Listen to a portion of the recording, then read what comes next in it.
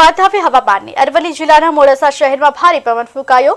પૂર્ણિમા hotel પાસે મહાકાય વૃક્ષ ધરાશાયી થયો હોવાની ઘટના સામે આવી, તેમજ ઇકો કાર પર વીજ પોલ પડ્યો। કાર ચાલકનો જોકે આબાદ બચાવ થયો। ચાલુ વીજ લાઇનનો પોલ પડતા અફરાતફરીનો માહોલ સર્જાયો। મેઇન બજારમાં વૃક્ષ પડતા ટ્રાફિક જામ થયું। પાલિકાની રેસ્ક્યુ ટીમ ઘટના સ્થળે પહોંચી।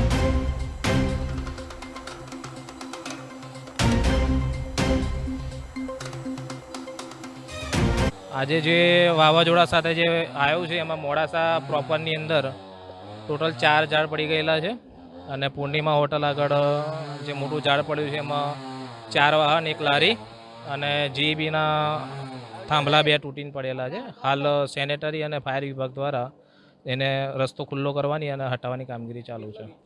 આજે જે વાવાઝોડા સાથે જે આવ્યું છે એમાં મોડાસા પ્રોપરની અંદર ટોટલ 4 ઝાડ પડી ગયેલા છે અને પૂર્ણિમા હોટલ આગળ જે મોટું ઝાડ પડ્યું છે એમાં 4 વાહન 1 લારી અને જીઈબીના થાંભલા 2 તૂટીને પડેલા છે। હાલ સેનેટરી અને ફાયર વિભાગ દ્વારા એને રસ્તો ખુલ્લો કરવાની અને હટાવવાની કામગીરી